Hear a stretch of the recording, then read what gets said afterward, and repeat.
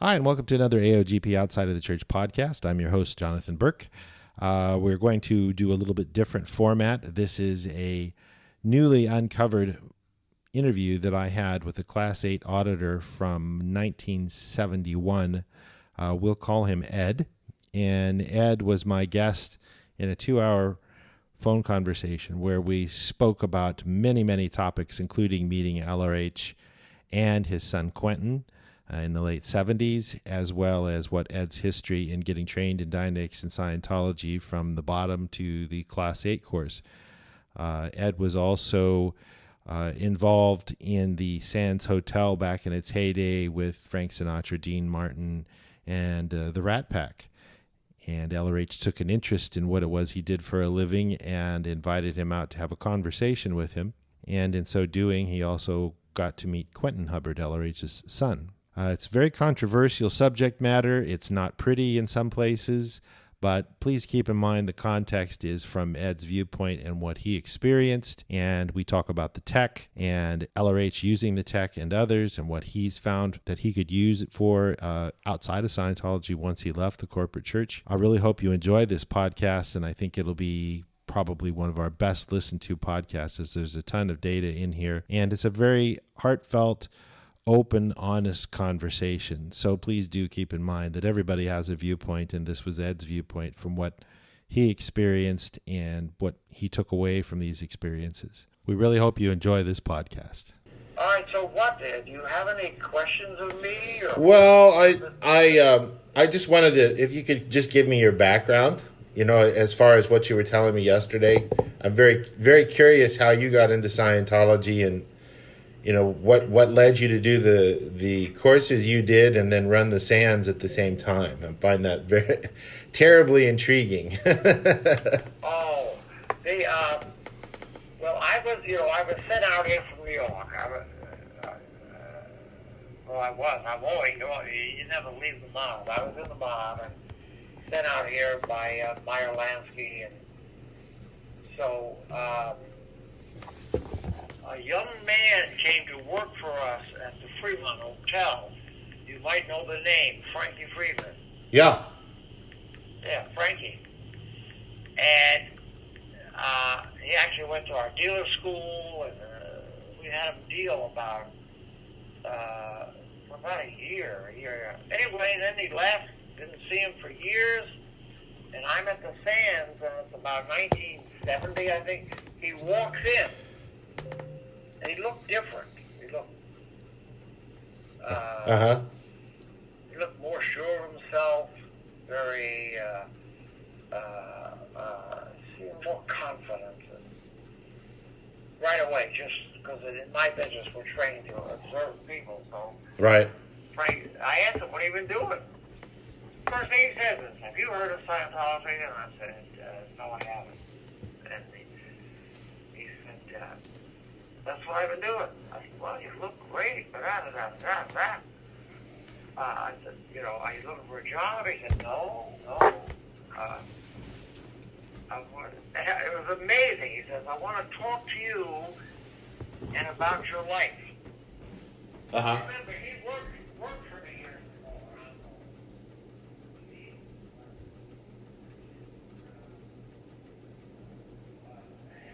That's really changed. Uh-huh. And we were good friends then, and so then I went over. It turned out he was here on a mission with, did you know Lloyd Holmes, Lloyd Freeman? I've heard the name. Lloyd Young, yeah. Great. One of the best Class 8s I've ever met in my life. A sweetheart of a lady. And she worked a lot with Ron, so did Frankie. And they were at the organ. They invited me over on Industrial Road. Small little place. I went over there and talked to them. And anyway, I ended up doing the usual thing. I took the common course. Uh-huh. Which was free, I think. And I thought it was interesting that, because I'm in the business of handling people, I thought, wow, they made this little science of. And then I can see why Frankie was, because to be much shyer. Uh-huh. So then I got life repair, and Frankie was my auditor. And after it took me a session or two because of who I am and my position with the mob. I didn't want to hold the cans, and I didn't want to answer any personal questions. But he knew me, so he did a thing that later I did at AO. I'll tell you about that later. And he said, "Okay, put the cans down." I said, "I ain't holding these fucking things. I mean, how do I know where this goes?" And blah, blah, blah, blah. And first session we just talked. Uh-huh. And then the second session, I picked up the cans, and then he showed me the meter and stuff. Because I thought maybe it was recording or something, and so he showed me that. And anyway, I would say, and then 3 weeks. It took 3 weeks.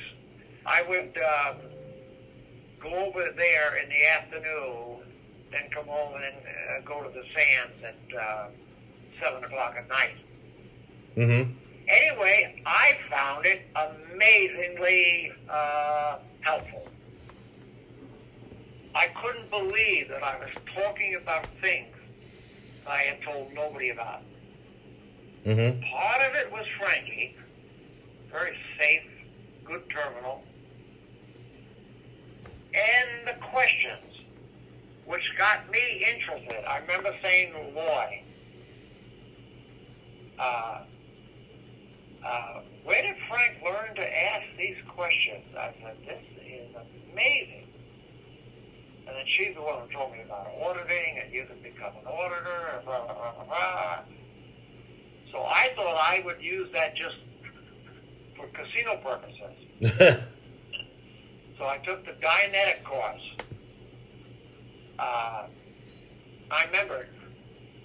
And then I read, on the course, I read some, which, we call now ACOBs for Hubbard. And I thought they were amazingly, told you what to do. But, when he writes, he really can inspire people. I thought, this is... I started collecting them. And she made it as a special thing because it was a staff only. Uh-huh. I told her, hey, I want a copy of these. She then, from that day on, gave me a copy of everyone that came in. And I would take them home. Uh-huh. And end up making a little pack out of them. But anyway, so I did that and got the meter. I bought a meter. Mark I still 5. have that meter here. Uh-huh. And I thought it was an amazing instrument. And, so anyway, did that.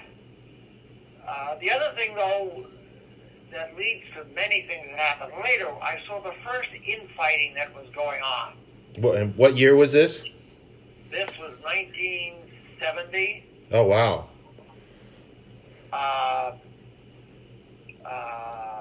Loy was doing a great job. There was she took the place from 8 students to 28 students, Uh-huh. She's a firebrand and worked day and night, and so did Frankie. And I noticed the Guardian's office, Susan Reed, geez, I haven't remembered that name. Susan Reed started asking me about her and all this negative stuff, and I'm wondering, because I'm thinking they're a team. Especially after you read this stuff by LRH, you think this is a great team. Right. And I'm from the casino, I was there, there's fucking infighting going on. What is this shit?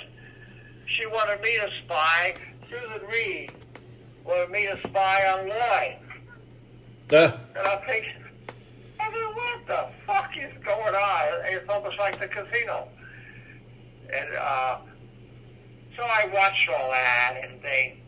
But anyway, that was the first sign of that kind of stuff. And then a guy came to me. Have you ever heard of Artie Marin? Yeah. Yeah. Artie was, at that time, he was PR for the Geo, but as I thought, mainly because he's the only one who had a suit, and dressed properly, and looked okay.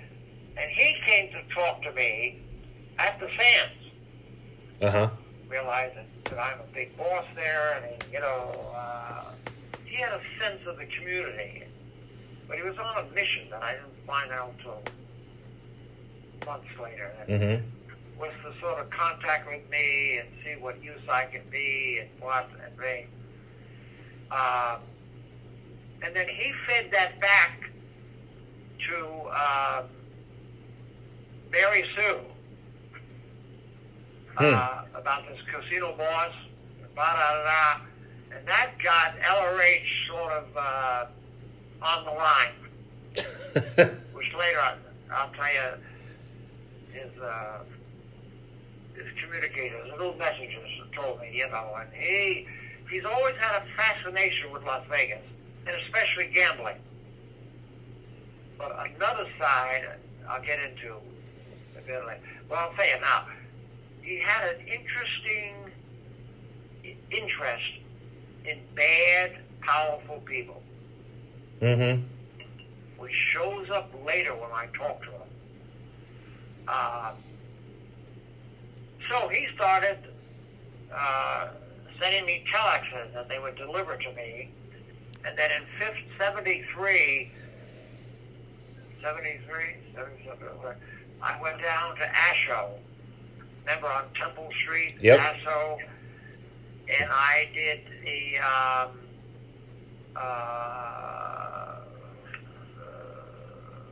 what do you call it? The briefing course, And while I'm there, I would visit the Geo guys once or twice a week down on 9th Street, downtown LA, and Hubbard would send telex questions to them about me. And already saying, he's very important, treat him. And he would say, he's with the mob, he's with a lot of guys I know, and so I'm looking at all that, But that's when I got a lot of telexes, and I would answer them right there. But an interesting point for you as a Class 8 would be, even in the telex, he was interested in the powerful leaders of what we did, whether it was Meyer Lansky or he brought up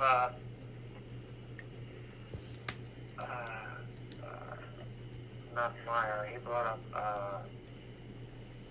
I'm thinking of that, but a famous mob guy, and so he would ask questions of what were your tools for controlling the town, and and all that. The woof and warp, in other words. Yeah, he wants to know how it works and what. And I remember telling the guy in his office, which was sending the telex back to him, I said, you're asking too many personal questions. And the Geo guy was stunned, I said, send it. And LRH liked it. He said, no, I know the world you live in. I understand it. And he said, I know these guys, and he said, almost sort of pseudo-apologized. Which showed a sensitivity and a smartness on his part. Right. So anyway, I did that. It was during those months, that year, what's his name? A guy from the Geo, he was an undercover guy for the family. What's his name? You end up seeing it later in the papers when they raided Washington and all that. Because then they raided the Geo's office in 73, right there,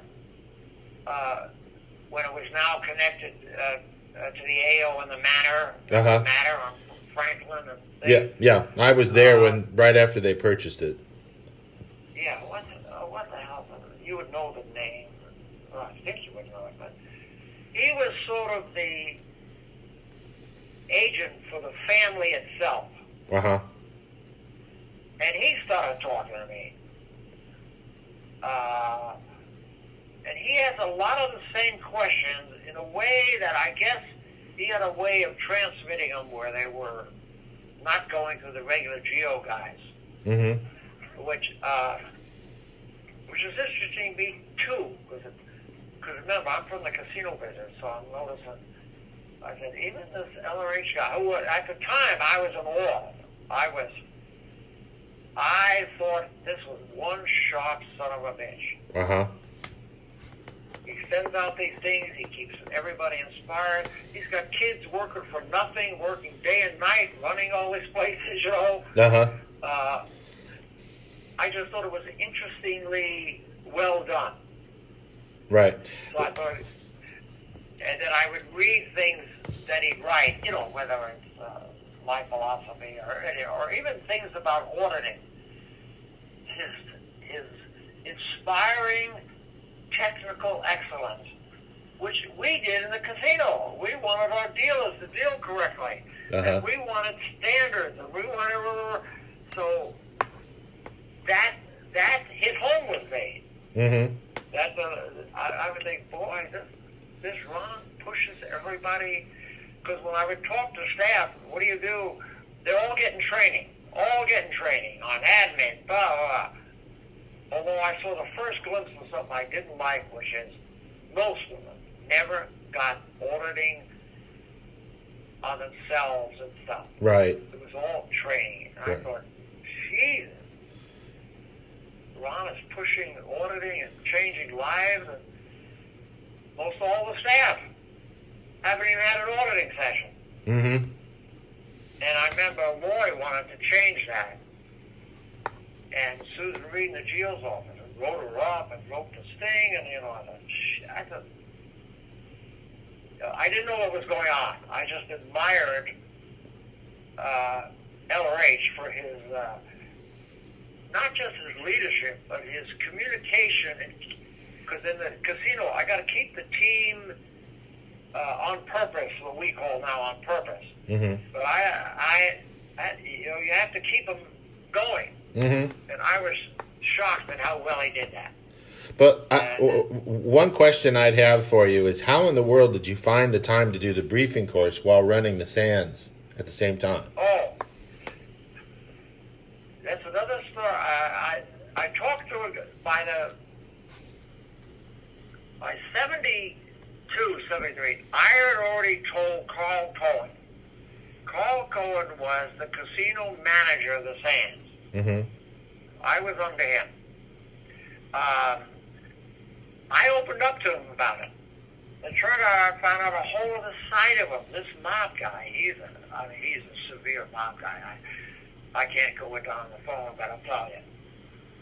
Anybody that crossed his path in the wrong way, they never did it twice. I mean, they weren't even around. I mean, this is a stone fucking... Anyway. Cold, methodical killer. Yeah. Yeah. So I told Carl about it, and he said he had heard about it. I brought him the book Life. What's it called? That Life. New slant on life. You got it. New slant on life. The next day he come over to me telling me something in there he liked, the boom he liked. He thought, this is good. And he liked that I had changed, like Frankie had changed, I had changed. Uh-huh. Where before I was a kid, I was now showing authority, which a lot of the stuff you get from Scientology, at least I did. I know there's a lot of staff, you know, God bless them, they're never going to be able to run a candy store. but they could work with one, but never run it. Right. So I told Carl Cohen about that. So I want to get advanced training, I told him. It's called a briefing course, and I hear you hear this LRH on audio tapes every day. And he said, go ahead. And he gave me a leave of absence. Wow. So I went down there, and I did the briefing course. And I did the same thing when I went to AO, which is your guy's name now, through AO, which at that time was connected to the Manor. Uh-huh. Remember? Yeah, that little low building. Franklin? Uh-huh. Yeah, I did the same thing. I got a call and got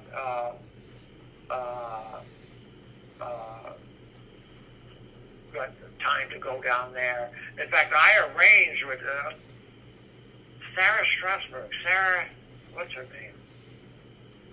She was CEO at that time. Sarah, nice.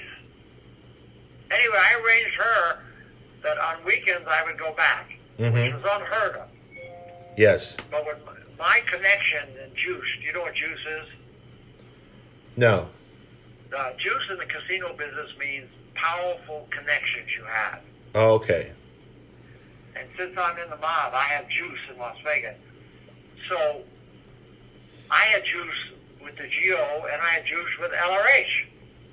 Got it. So I told Sarah Strasberg, what's her name? Great lady. She was there. She used to wear the uniform. She was on a mission and she was running AO.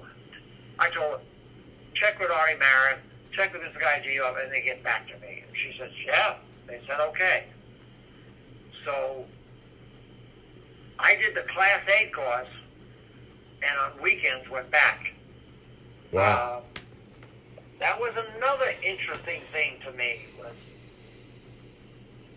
because I'm watching a lot of things that didn't make sense.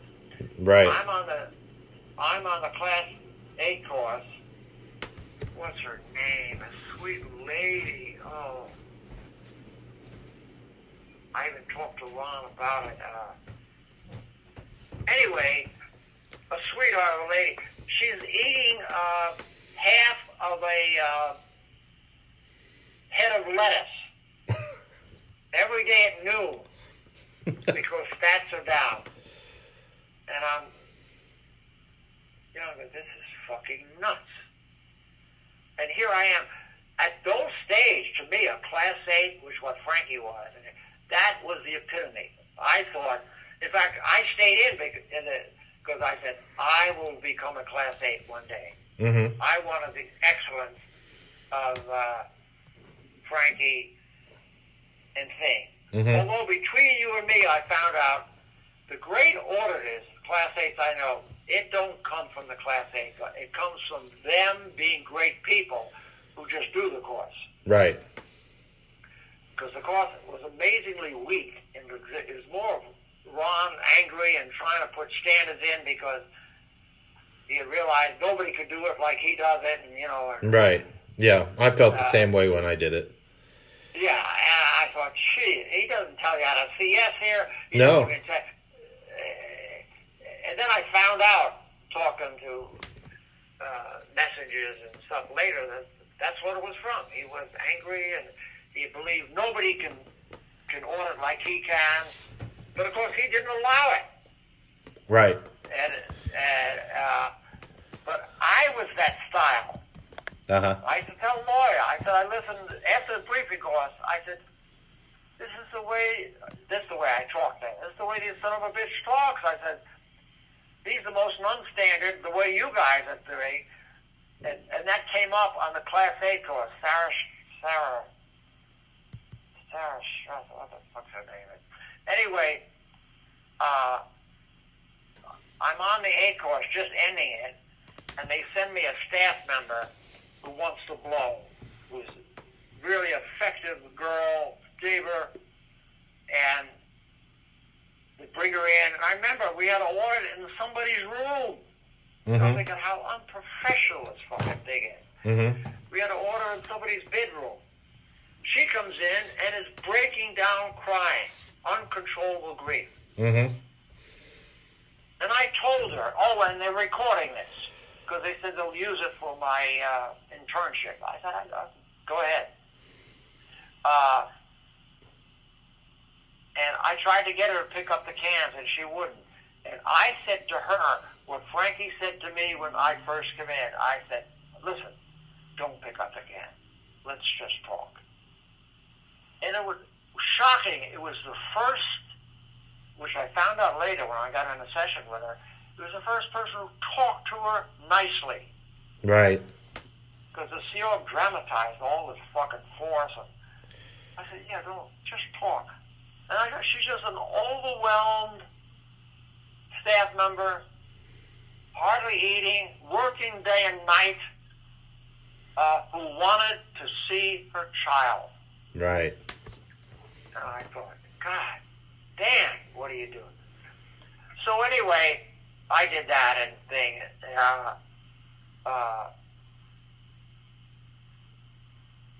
And then,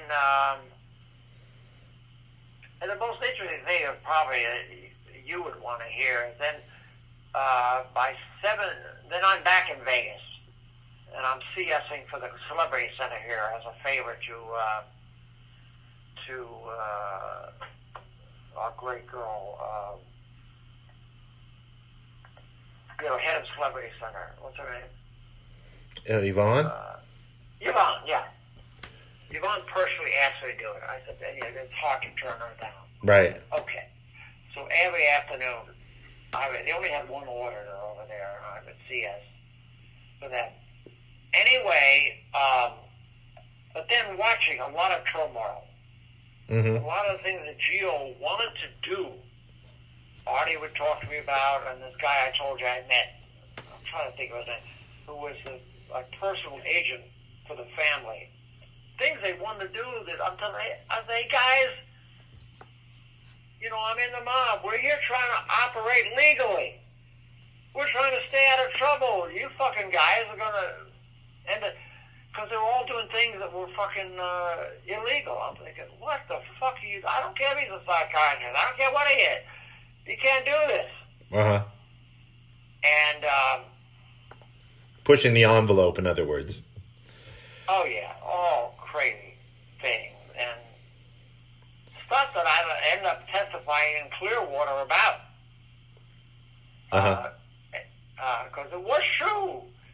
We were going through folders, and the Jill was taking stuff out on people and stuff, and,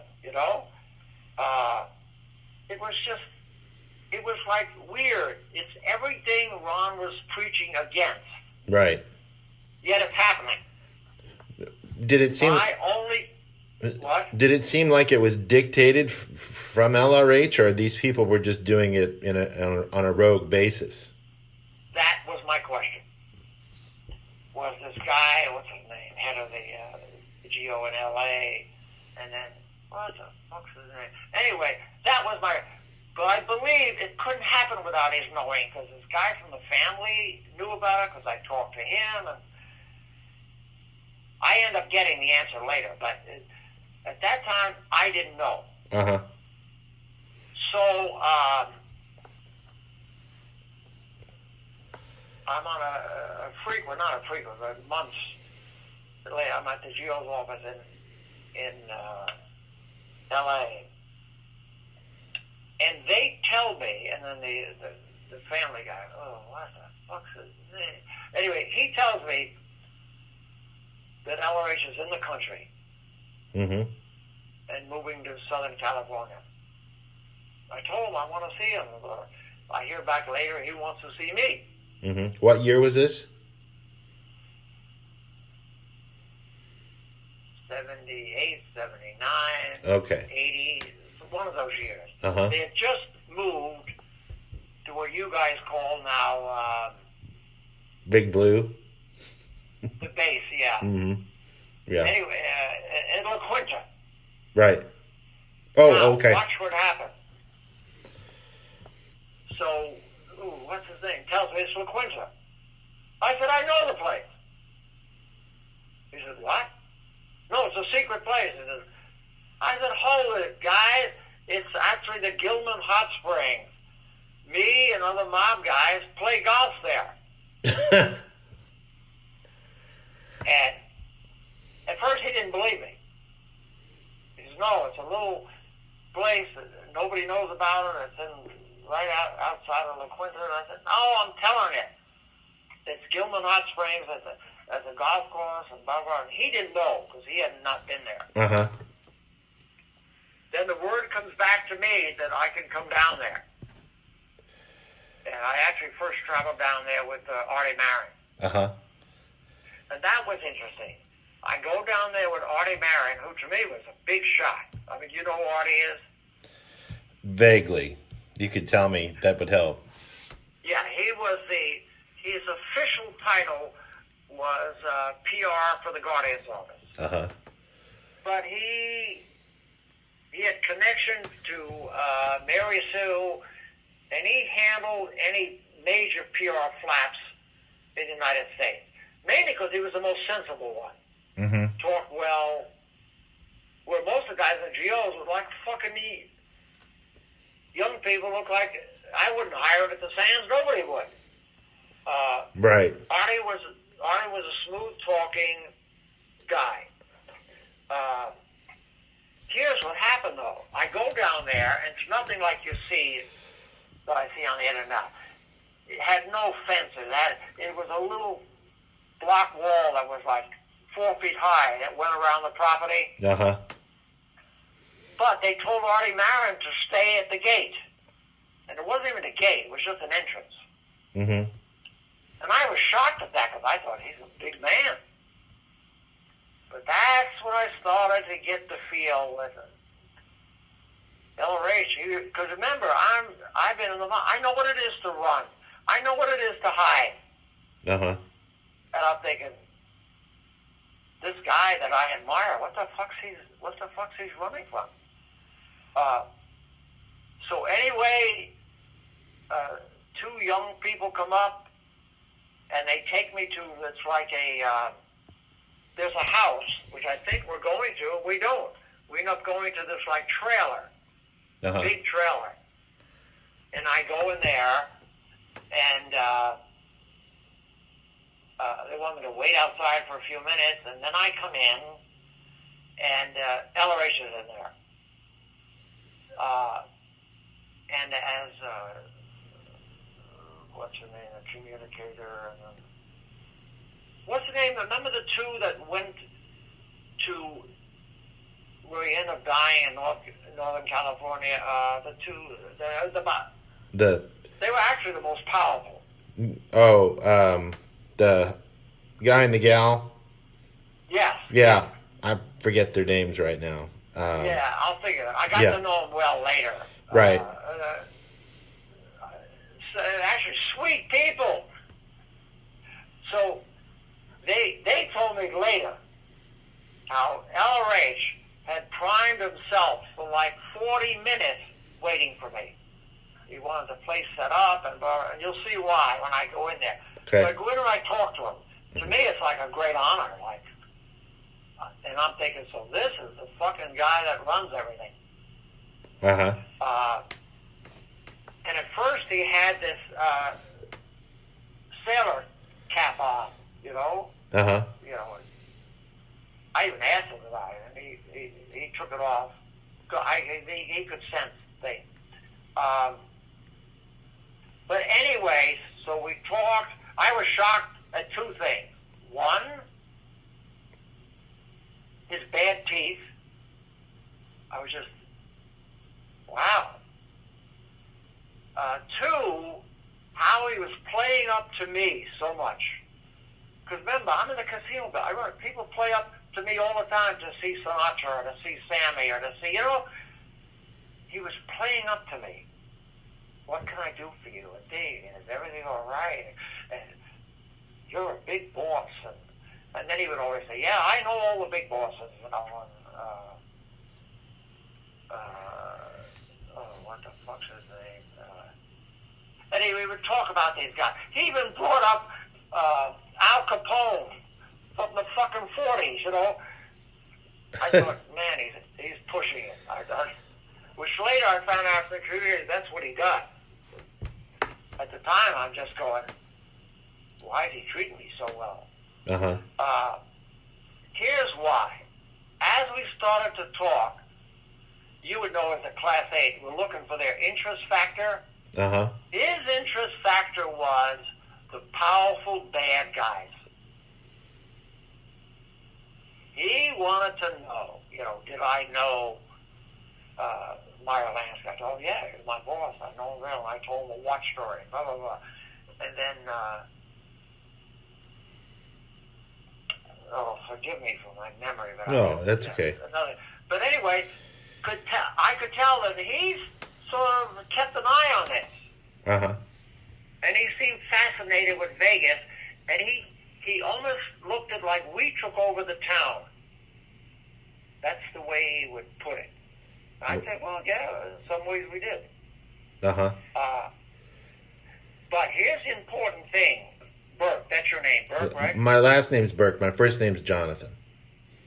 Is it what, John? John or Jonathan. You can call me John. John, okay, John. He wanted to know about what made Lansky, Carl Cohen, like talking about, and these people powerful. Mm-hmm. He even said this line, which I want to tie into OT8 in a second. By the way, have you seen the original OT8? Not what they gave out. Or have you talked to anybody that's seen the original OT8? I've talked to people who have seen the original OT8. I also, and it's available. And if you know how to search on Google and know people, there's only one. Really? Yeah, there's only one reference that is designated in the upper left-hand corner for the OT8 course, and it's a hell of a reference. It's called Why Phaeton's Mock Up. Wait, say that again? The name of it, the title of it is called Why Phaeton's Mock Up. Very good. That's what I want to get to. I haven't seen it. Oh, well, I'll send it to you. Okay, good. I'm telling you, from this interview talk with LRH and another one, he loved evil, powerful people. Mm-hmm. But so did I, so, it fucking made sense. He thought that we in the mob had power, ruthless power over the people, and that's why we got things done.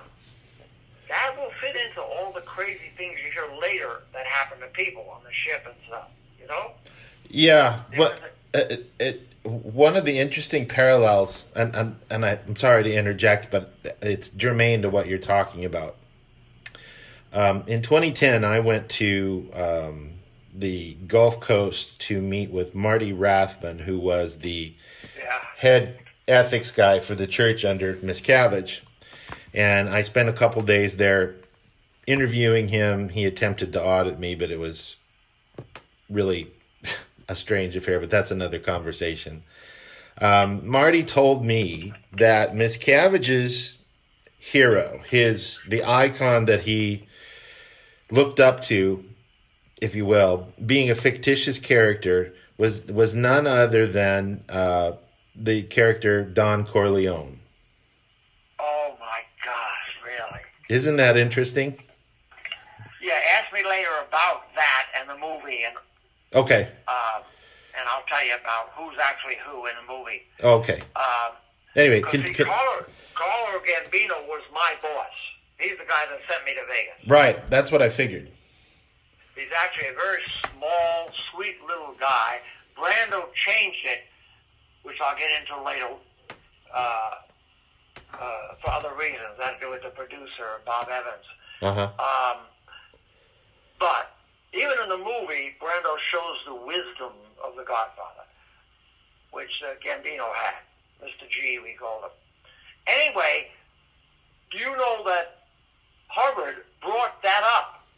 Hubbard knew about the families and the thing, and he was taught. I called him Sir all the time, Sir. I said, Sir, let me explain the difference between the mafia and the mob. They're not the same. And he was really good. No, tell me. And I described the difference. The mafia is totally Italian, Sicilian, blah, blah, blah.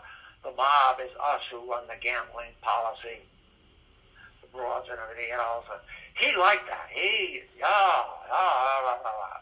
Uh-huh. I said, and I told the guy you mentioned earlier, Al Capone, he's not in the mafia. The mafia is a separate little New York group that had power, but because they brutally handle things, but very smart. And anyway, my thought I want to get over to you is, I went away from that meeting. I met with him. It was supposed to be scheduled for a half hour. Uh-huh. I was with him for an hour and 15 minutes. I saw a very interesting guy. A guy caught up in almost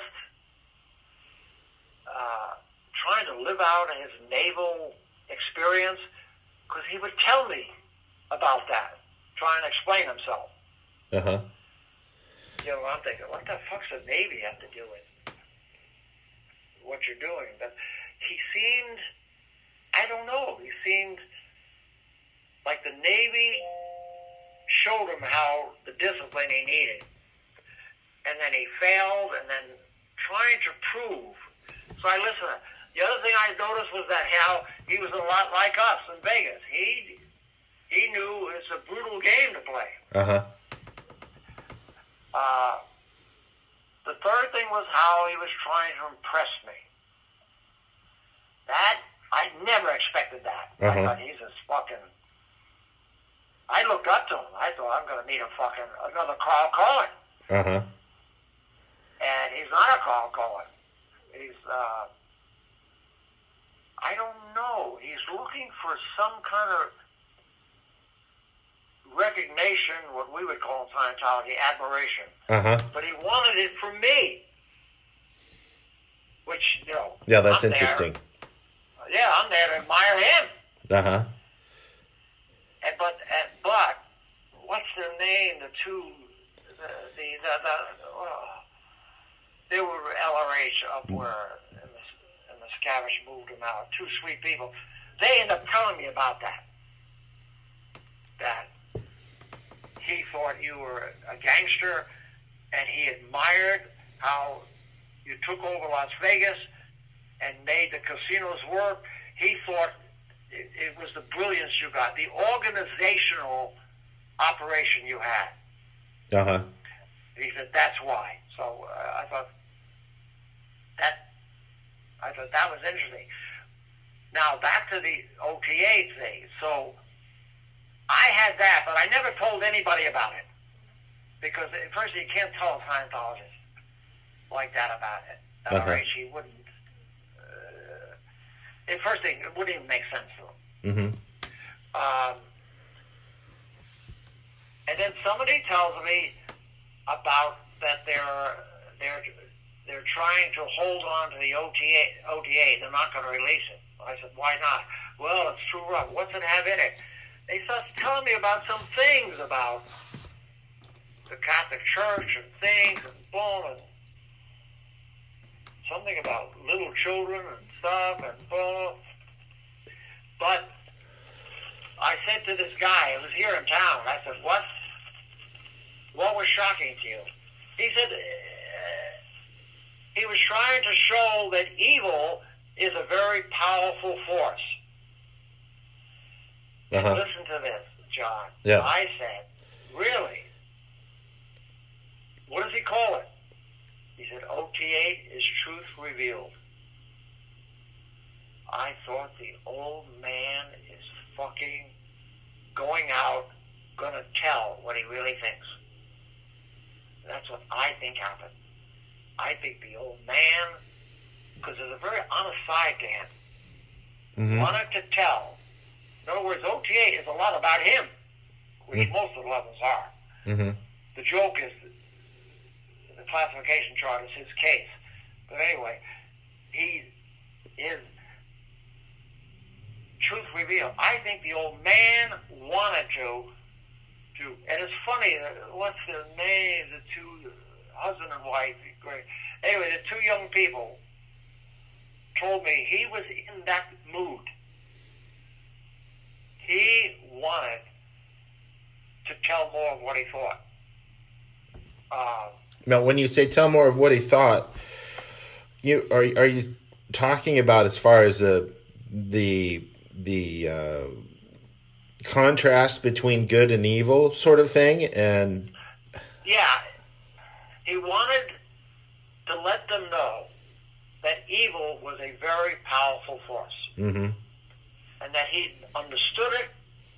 It's almost like he was saying, I have part of that power myself.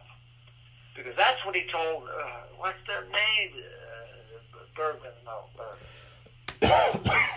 Yeah, I can't think of their names either, but All right. I know who you're talking told about. them that many times. And so, and I always loved, and the title was called Truth Revealed. And I thought, the old man wants to let the truth out. And of course, from what I hear, it never happened. But So you think it was squashed because of the content that people couldn't have? Yes, yeah. And the ones who had the original copies were these two. The Scavenge got a hold of them, and then from what this guy got, there was a first edit. It was left a lot of it, but certain lines were taken out. This guy told me something about children. These children were given as gifts, and he said it went far back as Socrates or something. All the stuff of showing evil people. so are you talking about the pedophilia and the hierarchy of the top 2% sort of thing? Yeah, I haven't seen it. This guy was telling me. Yeah. Well, he was on track on that. He was what? LRH was on track on that. I mean, that's a reality. Yeah. So it's the guy in town, which is the reason I want to give you a name, is because he has a source very close to the Scavenge and the people running it now. Yeah. And but anyway, what's their name? Anyway, the Scavenge getting that and a few other things, actually put him in a position. Because, as this guy in town said, when the Scavenge had the tech, in other words, he was remember LRH talking about the hidden data line? Uh-huh. Here, the Scavenge now is the hidden data line. Uh-huh. In other words, the people of Flag are not even getting what LRH said. Right. He's lying to them. Yes. Well, he's what? Miscavige is lying to the people at Flag. Oh, you're exactly right. Miscavige and two of the other guys, and one of them's out telling how bad Scientology is, and he was one of the fucking guys that crucified most people. But anyway, I thought that was interesting. Mm-hmm.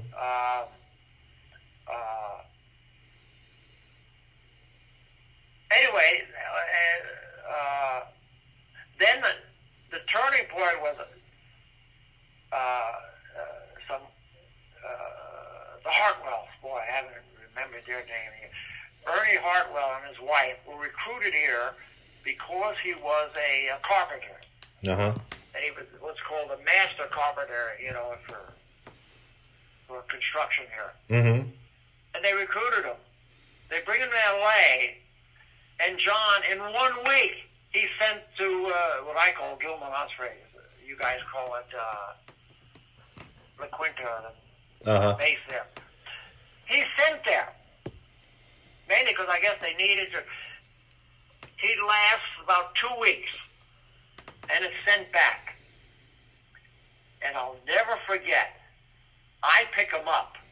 His wife calls me. I pick him up. And Susan Reed in the GEO's office wants to talk to him. So I actually drive him over to Susan Reed's office. Mm-hmm. And we're sitting in her office, a dingy fucking place. But I'll never forget the day, because this is a guy, because remember, all these GEO people never met LRH. They're all idolizing. They never met him. Right, removed. And I had met him, so I know he's not what they think.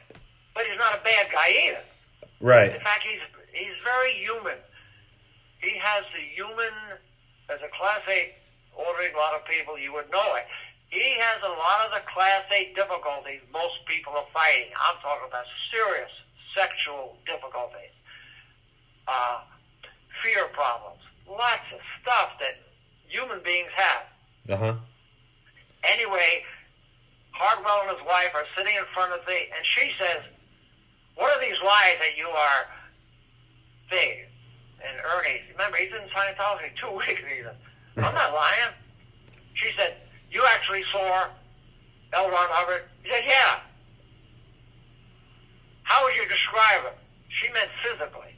Uh-huh. "How would you describe him?" And Ernie says, "He's fucking nuts." And I was as shocked that he would say it. Susan was in shock. Uh-huh. "What do you mean nuts?" Well, he comes over, he starts screaming at everybody. He tells me to build these shelves for these canisters of film and stuff.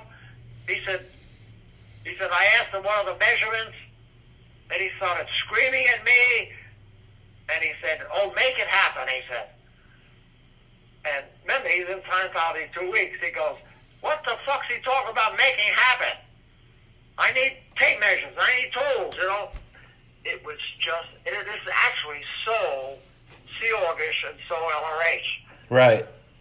But it made Susan Reed just, I think it broke her. It made her, you know, because a lot of these people idolize LRH. Is it a glass-shattering moment? Absolutely.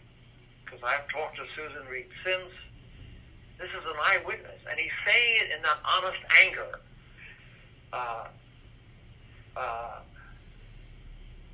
And she had heard little things about it because people would come from the ship back to Vegas, and Right. they wouldn't come in New York, and they wouldn't say why, and they would talk about LRH being sick. And Susan Reed always thought that was a lie. She Uh-huh. would tell me, you know, the SPs, you know what's the big lie? They say, well, that L. Ron Hubbard is sick. So-and-so in town there says he has stomach trouble all the time, you know. I knew it to be true. Mm-hmm. And I'm thinking, Jesus, here's the head of the GEO's office. She doesn't even know what's going on. But that was interesting. So things were So compartmentalized. anyway, they sent Artie Marin up here Mm-hmm. to handle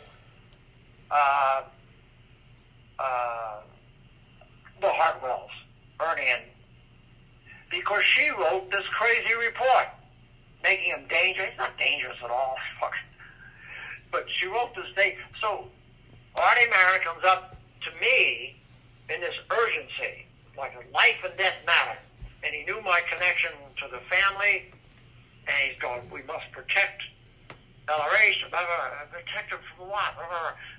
They're talking about taking serious actions against Ernie, and I'm going, hold it, slow up. And I'll never forget, John, walking down from my house a few blocks, because we're talking all the time. He seemed in such urgency. Uh-huh. And I said, "You wanted me to do it?" I said, "No, I'm not doing it." And he says, "You got to do it." I said, "I ain't fucking doing it." And he sat down on the curb and cried. Mm. And remember, I'm a Class A auditor. I'm thinking, I go into it. He's frightened to death himself. Right. And I thought, this is Artie Marin. What the fuck is going on? Right. Right. He's supposed to be the stable datum. You got it. I'm thinking, they're supposed to be people I look up to. Right. And then I knew it tied into things LRH said. That LRH has this cool side to him that believes fear is a motivating thing. Uh-huh. Because he said that to me at what you guys call the Quinter. He said, "So you kept the town in fear?" I said, No, we didn't. I said, "Sir, let's say it like it. People." Oh, he said, "What do they do if they don't pay that's the question he had. What if they don't pay you for casino credit?" I said, well, quite honestly, the first thing we do, we don't worry about it. We tell the guy, don't worry, we invite him back, because unless he comes back, we lose a customer. I said, now if he does it a second time, then we have a serious talk. Mm-hmm. He said, what if he does it a third time? I said, all I can tell you then, he will get a special vacation. LRH says, what's that? That's a vacation you don't come back from. That's right. And he smiled. He didn't go, ooh. He smiled. He loved that fucking force that we applied in town, which we had to, at the time, to operate the town. Right. But anyway, so I was going to go down there. Anyway, oh yeah, Artie's sitting on the curb, start crying, and I get him back. I get him back to PT and get him. Blah, blah, blah.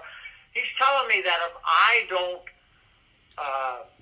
curtail Ernie, stop him, that Artie would be in trouble, afraid of going on the RPF, and you know, which at that time I thought would never happen. I do. The RPF's for people who screw up. You don't want to screw up. You know. Then I hear later Heber, who I knew well, Heber Jens, remember, goes on the RPF. Which the rumor I hear that he's never fucking come out of it. No, he hasn't. Really? Yeah. He was the president of the church. Yeah. And a good guy, too. And for a long while, Yvonne's husband. Yeah. That's when I thought they're going berserk. Mm-hmm. They are going berserk. Anyway, I told him I'm going down there. He said, yeah. I said, I'm going to drive down there. I said, I'm going through the gate, and I'm going to tell what I call him, the old man. I said, I'm going to tell the old man, you got to stop all this shit. So he listened to all this and stuff. 2 nights later, LRH left the base.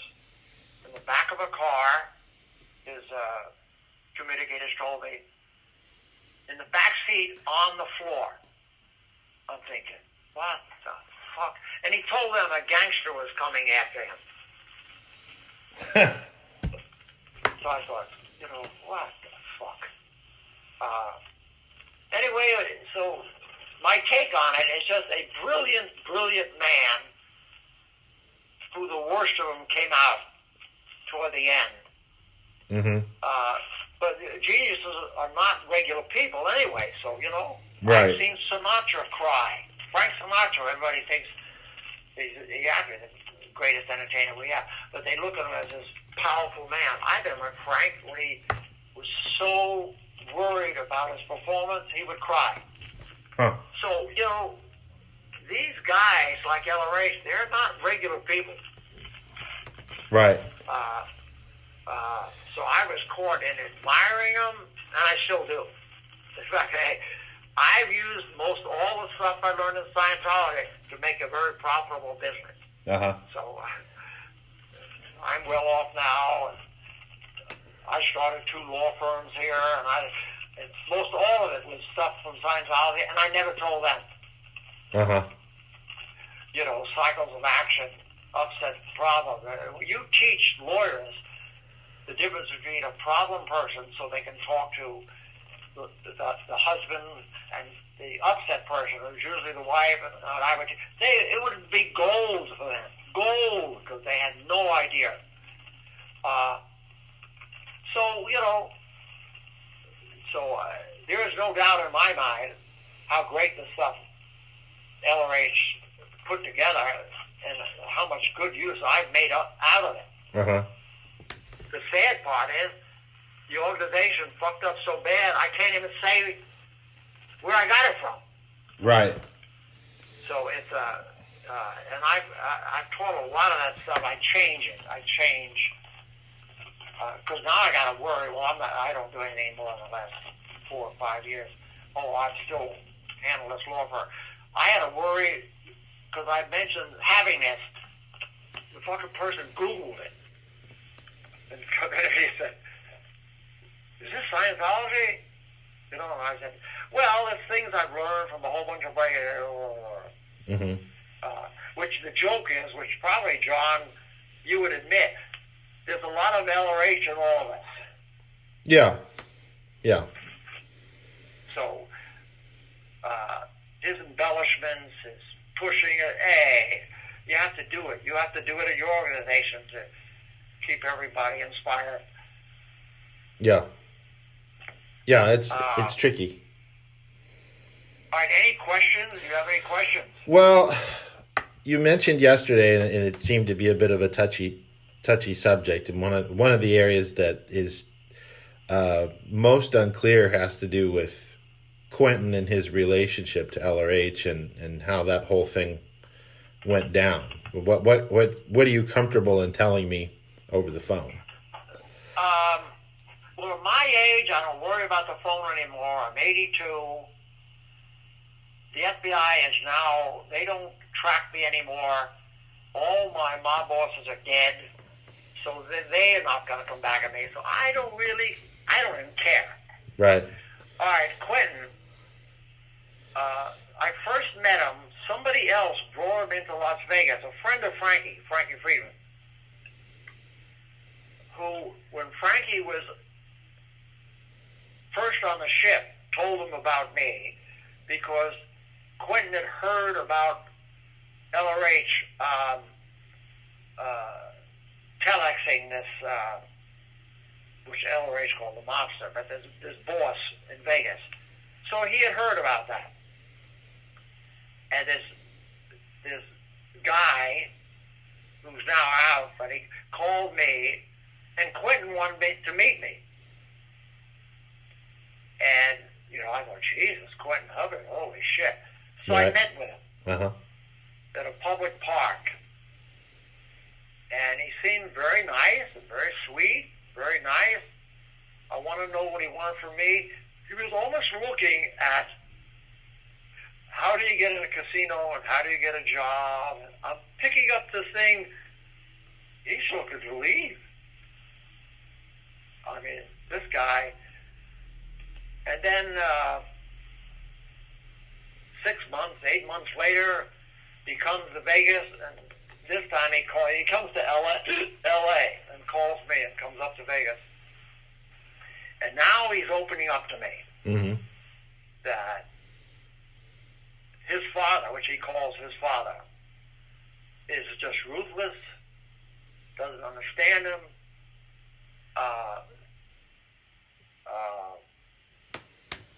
it's not the life he wants, and that's how he got into it. He preaches to me, and he got put in the hole or someplace on a ship where he got locked up for 3 days. Quentin said, for his own sexual problems. A funny story, then get me back to Quentin, but a funny story about Outer went on CSing at Celebrity Center here. I remember a guy comes in, walks up to the CS room, opens the door, and says to me, are you Edward Walters? I said, yes. He said, don't you stand up? I said, stand up for what? He says, do you know who I am? I said, no. And he said, Captain Bill Robinson or Bill, what was his name? Robertson. Yeah. He says, I'm Captain Bill Robinson. So I had heard about it from Lori. I said, well, good. And as I told he's yelling at me. He thought I was in the Sea Org. And here I am. I'm running $1 million casino. And I'm doing this as a favor. Which later you'll see he gets reprimanded for this because this goes back to L.A. and stuff. But that ruthless command value, they're all trying to dramatize LRH. You know?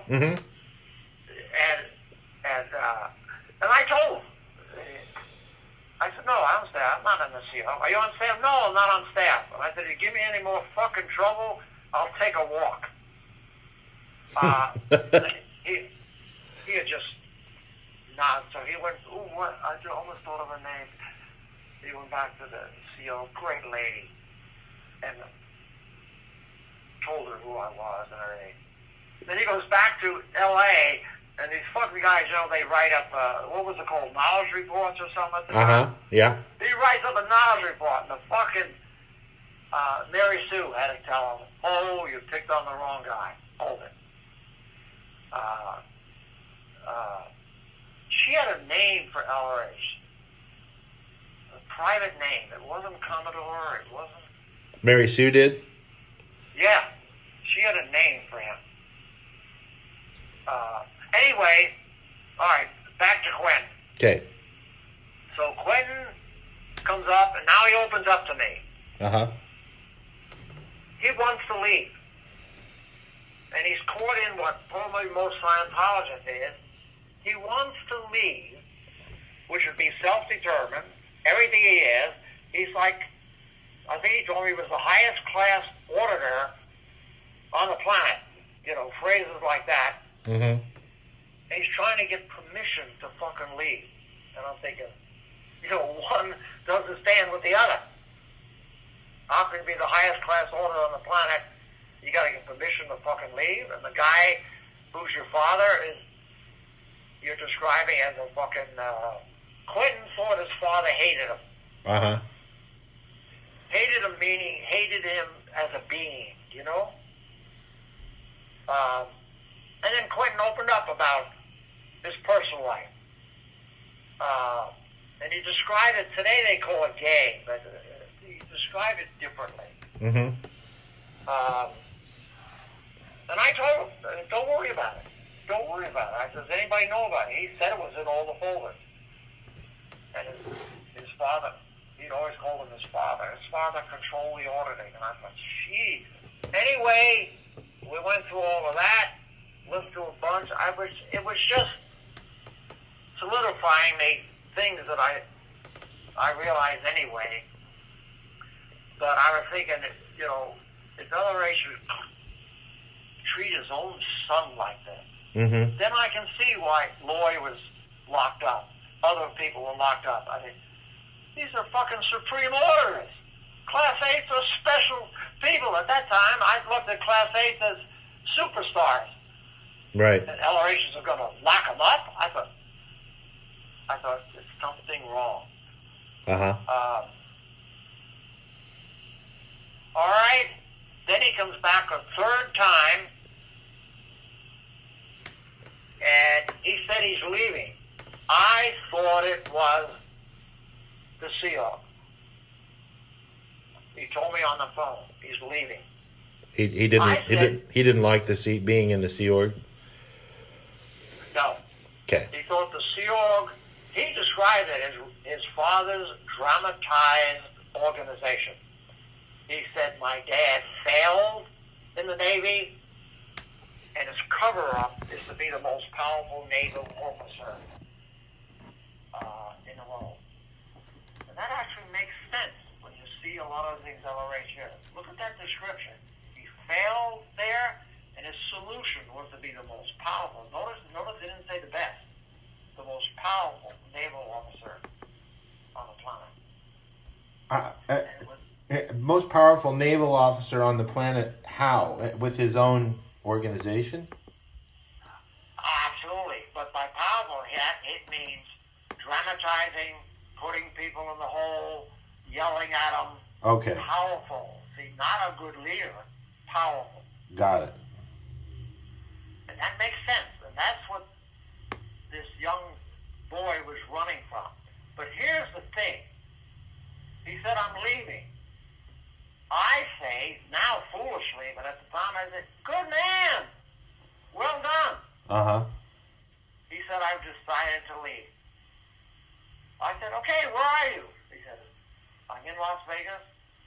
I've got something to do. Another thing, I look at all this differently now, but he said, I've got something to do. I said, all right, listen now, Quentin, stay in touch. Let's get together. He said, first I have to leave. I said, good man. I said, I'm proud of you. What did he say to that? Not much, just acknowledging. He was a beaten kid. Right.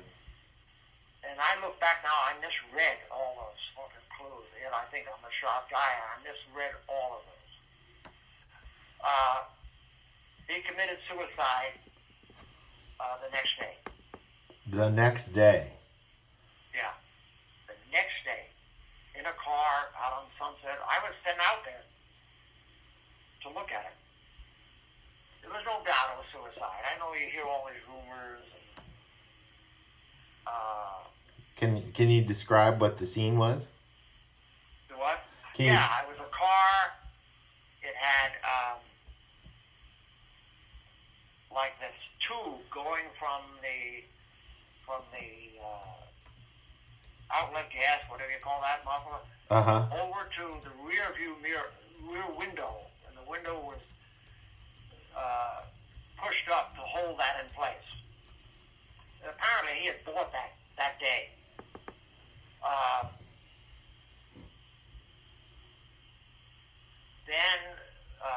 So I looked at it. My next assignment was to get a hold of the autopsy report, which you read in John Attack's book, I think, or some of those books. They mentioned me, and I've never replied to it, but I did. I had a source at the hospital, whatever you call it.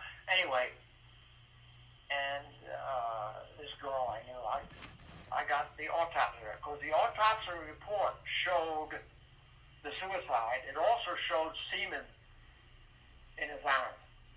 In his what? What do you call that? His ass, his anus, you know. Oh, got it. Oh, okay, yeah. Yeah. So I brought the original copy too. I brought the real copy. Over to Susan Reed, and I wouldn't give it her. I go get a hold of LA and tell them what I find, and they send a guy up here. I'm trying to think of what's his name. You read a lot about him when they raided Washington. He ended up going to jail. Anyway, he drove up that day. And I told him, I've got to get this back. And they made a copy, a very bad copy. It wasn't copy machines like we have today, you know. Right, yeah, they were rough. Yeah, very bad copy. But he was shocked. Nobody can see this. And, well, so I'm thinking, fuck, all the people top must probably know about. Because Quentin told me that his friends on the ship knew he was gay. He didn't use the word gay. But he couldn't trust them. In fact, LRH had them audited, like checked, just to find out what they knew. The people that that knew about Quentin? Yeah. I think, here's LRH. He has all this great second. He's using it to fucking protect himself. I mean, it's it's actually everything against what he originally tried to start, especially in the 60s at St. Hill, which I think was his best time of his life. So anyway, he made a copy. I got the copy back in SND, the hospital here. We only had one hospital at that time in town. So anyway, that's. You have any questions on that? Well, did you ever talk to Mary Sue about it after that? Not personally, no. I talked through this guy. I probably even have notes on him somewhere or other. Because he said he wanted what he called a field report. They were very into all this fucking official names for everything. But the only word I got back is that I had failed by letting the autopsy report go back. And my thought at the time was, she's as nutty as LRH. I said, you can't fucking steal this fucking stuff. Because there was an investigation going on. And that was what was weird. The original investigation, the police thought it may be murder. Uh-huh. Which has started the reports that I read in one or two books on this. Years ago I read them, these books. And they're right. There was a murder investigation, but I don't think there was any murder. I don't think. I could be wrong. Yeah, but one of the rumors I heard is that his wallet was found under a rock nearby. That's right, it was. Why? Why would he do that? Yeah, but knowing Quentin, he would do. He stupidly was trying not to have it on him so it would identify who he was. But he's not smart enough to go put it in the proper place. We're not dealing with fucking great minds here. Right. Quentin was a very naive, soft guy. What shocked me was, here he was supposed to be the highest grade auditor in the world. He was like a child with me. A child. He was looking for somebody to give him permission to leave. Right. At that time, I thought the CEO. So he was really PTS to his dad, in other words. That's a good technical observation. Yeah. Yeah. That's very astute on your part. That's a very good. It reminds me of the joke I used to say to people years ago. I don't talk about Scientology anymore, but they say, well, do you ever get sick? I said, SPs don't get PTS. Right. Technically, it's right, but that observation you just made is, and I hadn't looked at that. Yeah, he was PTS to his dad. That's an interesting view. Well, with that in mind, Ron says that when a person becomes so PTS that they eventually snap in and become the terminal that is suppressing them. So my question to you, and I've said this in interviews myself where I've been on podcasts and stuff, and I wasn't there. I was a kid at the time. Do you think that, based off of your conversations with him, with Ron, do you think that he ultimately caved into the suppression that he was receiving towards the end at St. Hill when he was kicked out of England and forced onto the ship and went through all of the, being kicked out of ports and being denied ports and all of this stuff once he came up with OT2 and OT3, and he sort of started dramatizing the terminals that were suppressing him? Does that seem like... I don't know. This may shock you. LRH, from his first days in New York, and again, has always been SP. Based on, he's always been looking to put himself, put others down. His original, which I end up getting, his original writings to the FBI, he believed that people like that, hustlers, Mm-hmm. crooks, are powerful people. Mm-hmm. His goal in life was to become a famous writer, and he just reminds me of Woody Allen. I just finished Woody Allen's book. And Woody Allen says in there, they all make me this intellectual. My goal was to be a thief, but I don't have the guts to be one, Right. That sounds like Woody. That's LRH. LRH wanted to be evil, didn't have the guts to do it. So who did he pick on? Weak people who idolized him. Right. So there's been a flavor of SP Mm-hmm. in him. This is why he declared and used SP. He's accusing other people of his own overts. You got it. Yeah. And he used sex checking to get overs. because he believed other people were like him. They had secret goals, which we can go into tech for you about that. Had secret goals, and he was trying to unmask them. The truth is that was LRH. Mm-hmm. I was just mentioning goals because I thought completing the briefing course, and then remember when he goes through GPS, goals problems math, GPMs, and it was actually brilliant. He was trying to find the road to clear. Right.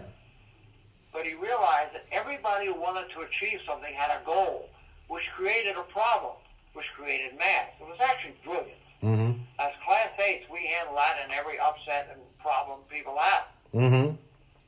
And then he gives up on it to do all the listing, which he took out of all the folders. Did you know that the clearing course items all came out of the folders of people on the briefing course? No, I didn't know that. Yeah, then I'll tell you some other tech things. But yeah, that's it. He gave up because he found out, first, they had to do it solo. Two, they couldn't learn to solo audit well. The auditors could, but the public couldn't. So he got his people in a spur of brilliance to go through all the folders and take out all the readable items and what was the name back then, reading items are there. And that's how those lists come out. Justice, faith, sex, blah, blah, blah, blah, blah. And I thought it was brilliant. In fact, I think I've seen people at every stage. They're the most overwhelmingly pleased with themselves after power, but they're the cleanest after clear. Yeah. And I always thought people should do clear every 2 years or so. And when you say clear, what do you mean? The clearing course? The clearing course. Uh-huh. Yeah, the clearing course items, which are nothing but items that a person goes over and flattens the reads, Mm-hmm. All those items come from the folders, which is brilliant on his own, because he knew now they don't have to go find it. He's put it there, and things that don't read fine. But if it reads, okay, there's some what would be the technical word, connection to you. Uh-huh. And the idea was flattened.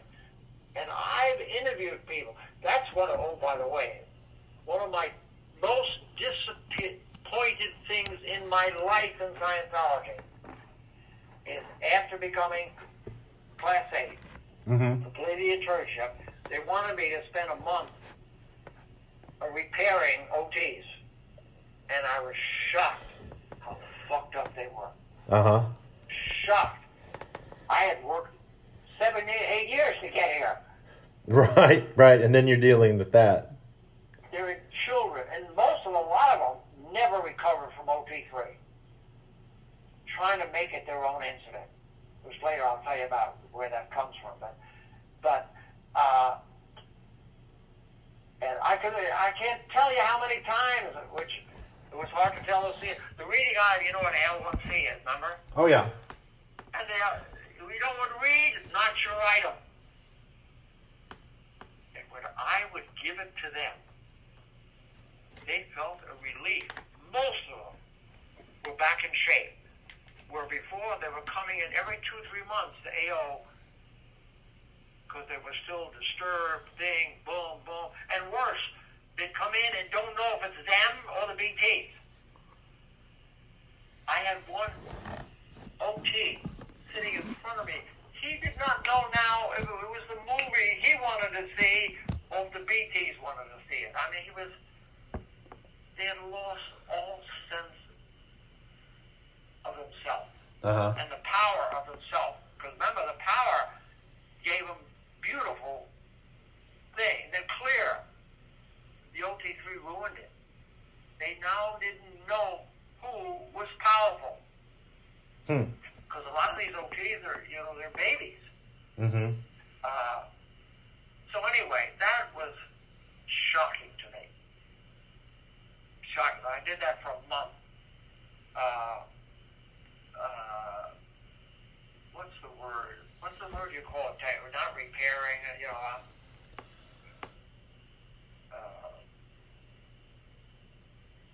what's the word? Rehabbing? Yeah, just getting them back.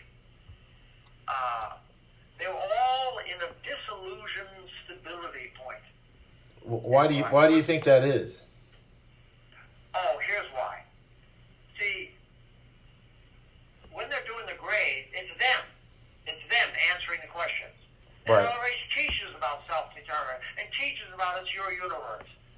So it's great. It gives them a point of reference. Right. Then they do power. And they get the sort of their operational code on how they operate it. Then they do clear. And that being now is not reacting to all these items. Uh-huh. And they're actually the most stable I've ever seen them, most clearest. Mm-hmm. Then they do OT1. Which, do you want to know the story behind OT1? Please, fill me in.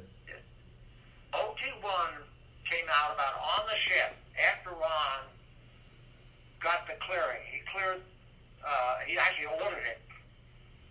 All the people to do clear. Mm-hmm. But they were so stable, they weren't neurotically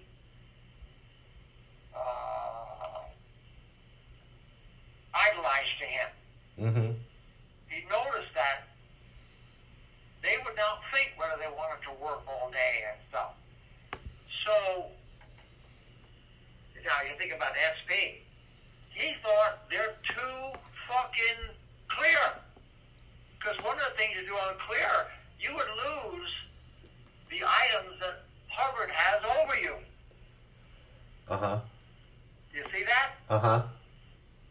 So this false dedication on this. Well, you become self-determined, pan-determined You as got well. it. Yeah. Better than ever. Right. So God bless him, Ron had achieved what he always wanted from the 50s. Was clear, which is you're just not reactive. Right. He achieved it. Right. But he lost his people on the ship. Mm-hmm. So they were unstable. The original OP1 was nothing but happiness processes. Did you know that? Well, the one that we have is basically it's an objective process, 13 different steps where you go out and you observe people in the environment and things like that. Yeah. Notice them walking on the ground Yeah. and all that. That's the one you're talking that about. That was to solve Ron's problem with the clears. In what way? They were in such a state of cleanness, they wouldn't ferociously work day and night. They had lost their Controllability? Yeah, and their fear of him. And because that'll lead to OT2. So he had lost the power over them.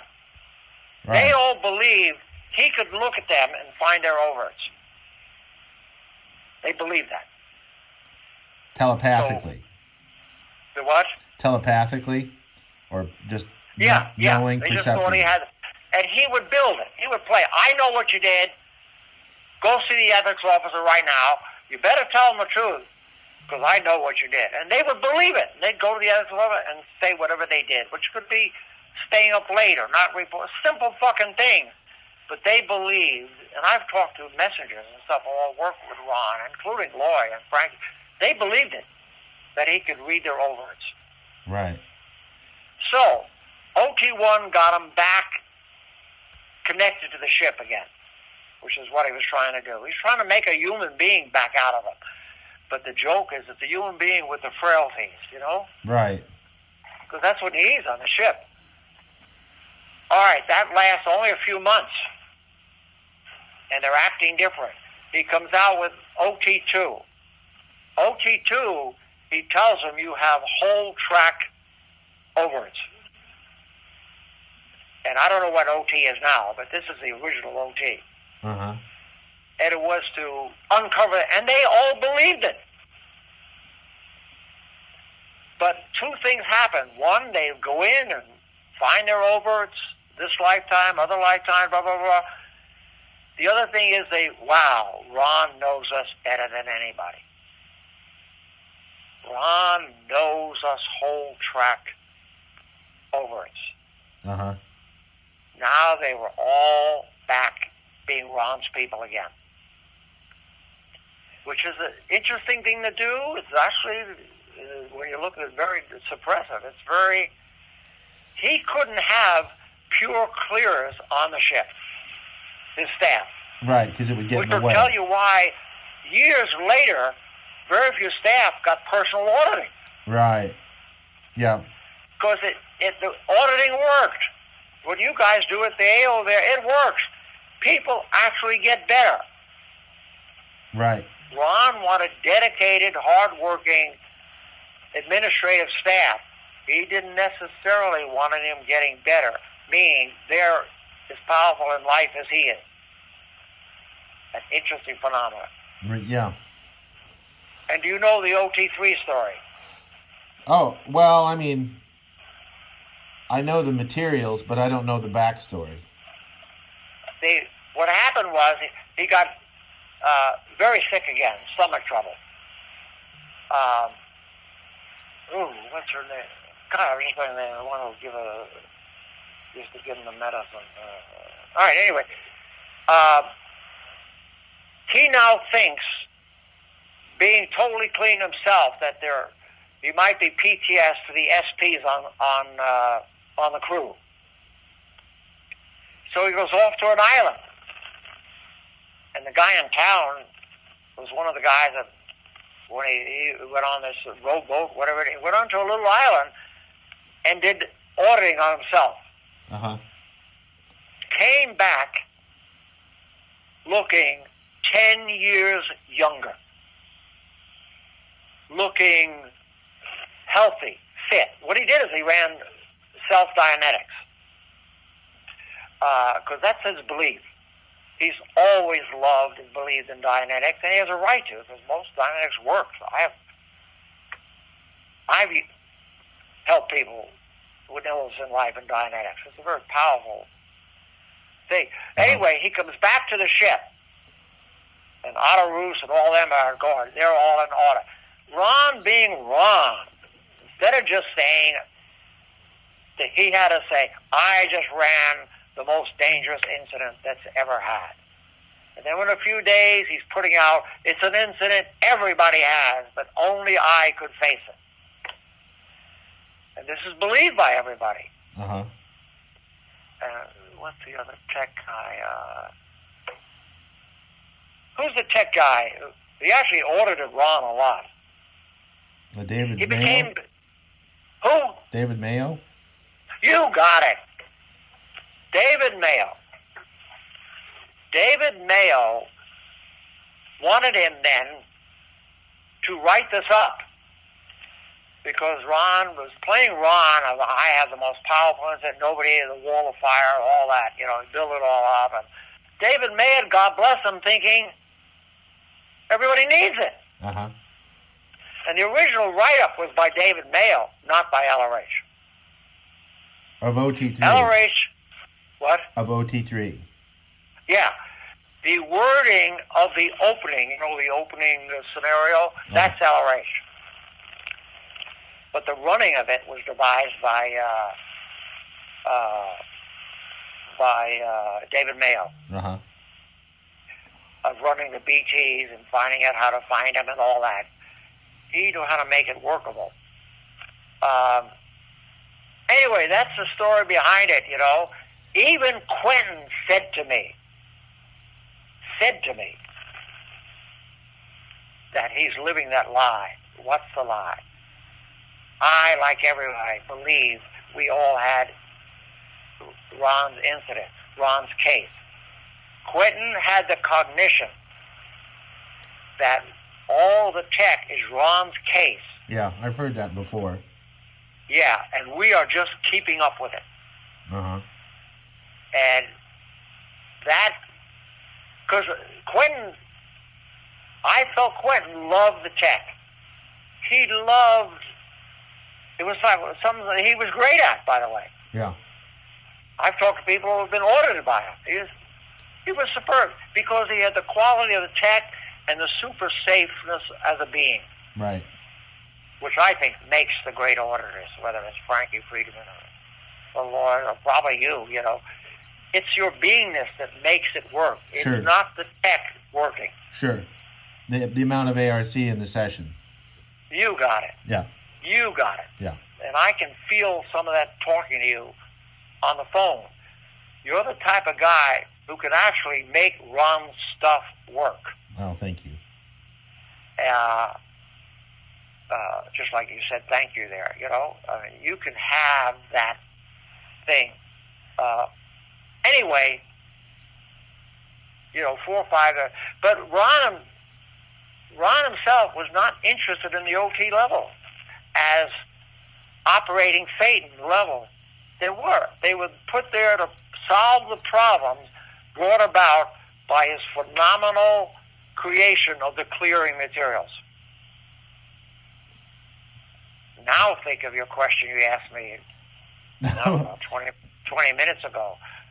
You know, did he turn SP when he got older? No. No, he just become visible. Right. He was looking for solutions to his own self-created problems of control and management. And John, I don't say this out of disrespect. I actually, as a person, I love and respect Ron. I just know he has a case where all the others all think he's Superman. Right. And I wish the fuck I could have audited him. Yeah. But the joke is,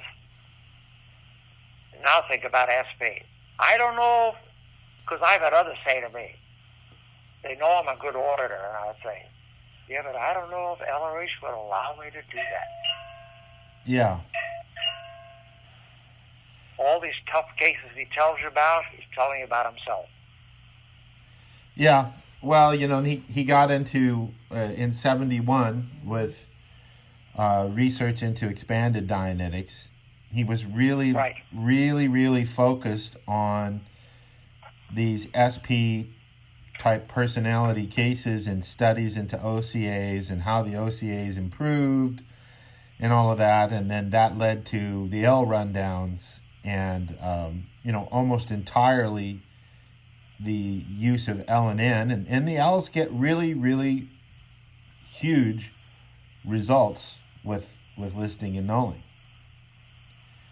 Yeah, if people have any guilt or stuff, it works.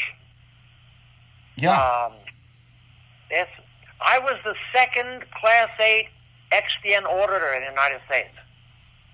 Well, then you obviously know what I'm talking about. Yeah. And I did it at ASHO. Remember ASHO on Temple? Uh-huh. Yeah, I did it at ASHO, and then I became an XDNCS. But again, I saw Ron. You know, just he's so into people's orvotes, and that you have to get rid of the bad to become good. So, do you think he was looking through that? He was just looking through that lens of, you know, seeing people through his own overts and case in that particular Always. band? Always. If you listen to his lectures, you'll hear his case. Yeah. In fact, listen to the lectures again. You'll hear these. The jokes aren't funny; they're put downs, and the audience likes it. Yeah. See? Yeah, I can see that. Listen to him again. There's a little bit of nastiness. Mm-hmm. And you can actually see him. He goes into that valence. He goes into opening, then he goes into usually good amount of tech, then he slips into, his voice changes, and he goes into this nasty valence. Mm-hmm. We're superior to them because we have the answers. And we know what they're doing.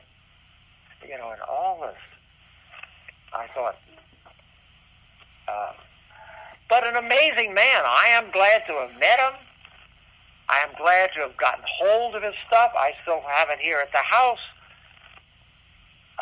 He's made me wealthy.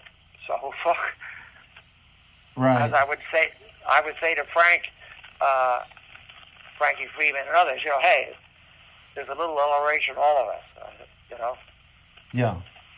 And I've taught us stuff to lawyers, stuff. I had to change it a bit so that it's not strictly Scientology. I've seen organizations change. I've seen people change. They take it as gold. You and I, as Class A, take it as every day. It is gold to them. Yeah. Yeah, we take when it for I tell granted. a lawyer, yeah. when a client talks, just acknowledge it. Well, how do you know? No, it doesn't mean you agree. It just means you heard and understood it. And I'd have them practice it. And fucking clients would love it because these lawyers didn't know how to talk to people. Mm-hmm. Which is what's your answer to this question? John, you've been around it a long time. We had more tech on handling people, appreciating people, loving people, handling people, Mm-hmm. and yet end up in the fucking mess we're in. Why? Why? Well, Yeah. I could give you a glossy cover answer and say that. No, give me your real answer. You're too bright not to have thought about this. Well, Don't give me something you would say to your people at AO. Tell me as one old timer to another, how did we end up in this mess? Because a guy like Miscavige could not have been there by accident. Oh, well, it's simple. It's an inability to confront. Inability to what? Confront. Confront what? Well, an inability to confront their own case or evil. I would say evil first. Yeah, that's a good. In themselves or others. Either way, either one of the flows. You to them or them to you. Others to others. And then, ultimately, I don't know that flow 0, them to themselves. And then there's the flows that are on the L's as well. But, the primary ones are the 4 biggies that I just mentioned. But Yeah. I really think that is it, is that how in the world could this possibly be? And then you discount it or you justify it and you look the other way, or you've got your own overts that stamp out your ability to confront evil. Or, LRH even says, even I have a hard time confronting evil. Well, there you go. Right there. He's got it. It's in writing. He says that. I have a hard time confronting evil too. It ain't easy. So ultimately that was copied. The valence was copied that he had, and he set the example. And in so setting the example, so went the organization. That has always been my feeling. No, I think you're right. Because you see that in other religions. Why doesn't a Catholic say, "Let me crucify God. I wasn't even there. I had no part of it." Right. They accept their link to badness. Right. Right. They make it okay by in so doing, and then they become culpable. Yeah, they're almost trying to prove they're not bad. Yeah. It's an interesting humbleness that's wonderful, but it's like I said, they wouldn't be able to run a candy store. Right. To run a candy store, you got to be ruthless at times. Yeah. There's very few people that can really own up to their own doingnesses. That's just what I see. Ron says 1 out of 18 people has the potential to be an executive. 1 out of 18, and I think that's probably pretty accurate. I would say he's actually being nice. Yeah. I've run 2 casinos. I'd say 1 out of 50 could be a fucking executive. Yeah, I've always thought that it's probably a lot higher than that, but yeah. He's probably taking into consideration the tech that he already had and how he could straighten people out who otherwise would maybe have been borderline, where something like TR 0 through 4 can change a person utterly, and it's probably the Pro TR's course, which I did at Flag, probably was the best course I've ever done in Scientology to date. In getting people to actually just be there and be comfortable, but it all comes. Well, he's got that reference that says the world begins with TR0. It's true. And I agree. That's where it begins and that's where it ends. And if you don't hit home with somebody like that right away, they're not going to make it, because that's it. It's the matter of confront, whether it's whole track confront, whether it's problem confront, whether it's being an executive confront, whether it's and I'll tell you this, if somebody said to me, and I've actually answered this, they have, if somebody said to me, where did LRH go wrong? If there was any critical point that he failed at, where did he go wrong the most? And it comes down to science of survival and plotting people out on the tone scale and where they were really at, not their social, but their chronic tone level. That is where he failed with his communicators, with Miscavige, with all of these people that he settled for people that he shouldn't have settled for. He went into agreement with their behaviors. And then that was it, and that's all she wrote. When you say the question, which I hear a lot, where did he go wrong? It sounds to me like you guys are all asking, where did he go wrong in Scientology? And that's not where it started. No. No, it was a first dynamic thing. Absolutely. I mean, this is an unusual young man. Even as a writer and stuff, and things he dealt with.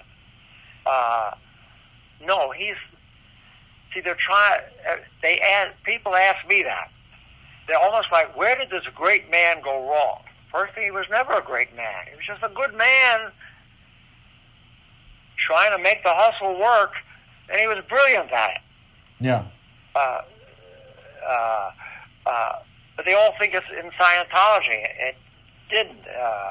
You got to realize this guy writes a book, 1959. It's now a bestseller. Do you realize that what it is for him? He's a writer. That's for a big him deal. to be number one. Yeah. He's achieved stardom. Yeah. And couldn't handle it. Yeah, well, I mean, you look at what happened in Wichita. And yes. That's what I'm talking about. Yeah, and and Dr. Winter and the other guy. Yeah. He mishandled his own people. Yeah. He fumbled the ball, lost the rights, and said, well, fuck, I'll just do it again, and started coming up with a different angle on the whole thing and created Scientology, and then eventually got the rights back to Dianetics. Right. I cognited on that a couple years ago, and I was like, oh, fuck, I get it now. Yeah. Here he is, a best-selling author, can't even get along with the people next to him. Right. They vote him out of his own organization.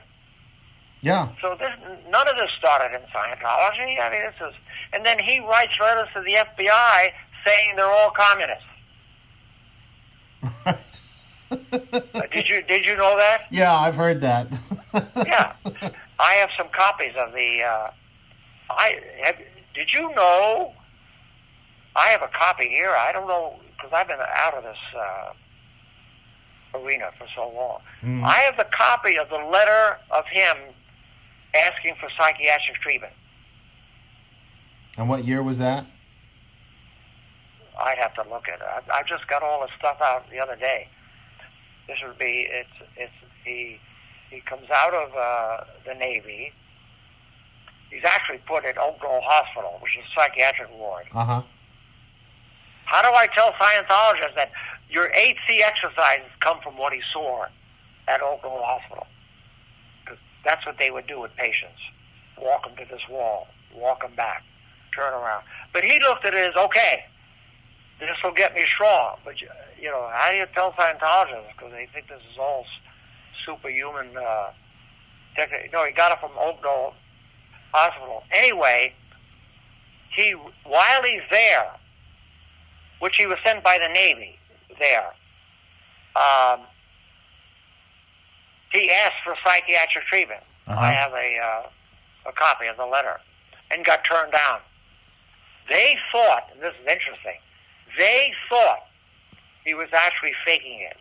There's a name for it, a medical name for it, that he's actually saying he's sick, and he's not. Gold breaking? What? Gold breaking? He's a gold breaker? No, yeah, that's what there's a medical name for it. That's how he got off the ship, by the way. So he got off the ship for having these ailments. Right, so it's almost like a Section 8. That's what they thought they had on their hands. Right. Then when they realized, he used to spend time watching the people walk these people to the walls, and he was taking notes on all this. So that's where the famous line comes out that's in his for years, that they put him out saying he has no psychological, disease of any kind. Because then he puts that in his my purpose, and stuff. Uh-huh. He's right, but they did it to get him out of the hospital. Move on.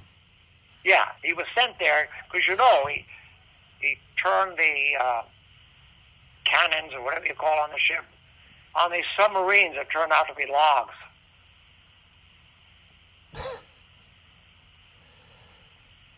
So he could have been a better seaman then. Yeah, he failed at it, which is what Quentin said, which is why he's trying to be the most powerful officer on the planet. So he's caught up in all the stuff that he's giving the Scientologists to do. Right. So it's interesting. But his research, especially through the briefing course, his research through the 60s at St. Hill, into problems, upset. He's the first man to ever notice the difference between a problem and an upset. The first to do it. Mm-hmm. And I've made a ton of money using it ever since. Right. It is brilliant. Brilliant. And his concept of withholds by itself are brilliant. Mm-hmm. His tapes on problems are among the most brilliant things technically ever written, because he admits all the key problems he has. That's where he's at his honest, coming before the group and trying to figure it out. Uh-huh. It's not secret. He's talking to the people. Yeah. The honesty of it is just wonderful. Yeah. Yeah. It's transparent. What do you think, as a practitioner, Class A, what do you think has been the most valuable, workable tool for all the people? What process, what grade, what level have you felt has done the most for all the people you've handled?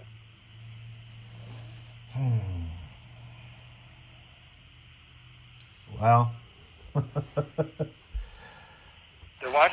I'm trying to think. There's different things with different situations with different people. Different OCA graphs and stuff like that. But I'll be perfectly honest with you. To go back to what you said about what you did with the girl who was, beside herself and she had a kid and all of that. And this is probably